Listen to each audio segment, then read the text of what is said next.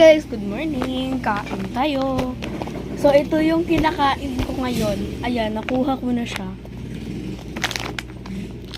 Ayan. Hindi ko alam kung ano to guys. Basta binili lang to nila mami doon sa Sikihor. Kasi galing silang Sikihor kahapon. Kahapon lang sila dumating dito. So kain tayo. Sakto, nung pagdating nila, Father's Day. And I don't know kung bakit nila binili ito. Yan, kita nyo naman yan. Masarap siya, guys. Actually.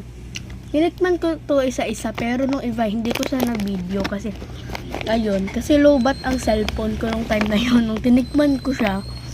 Kaya, eto na lang mabivideohan ko na tinikman ko. Actually, masarap din naman siya.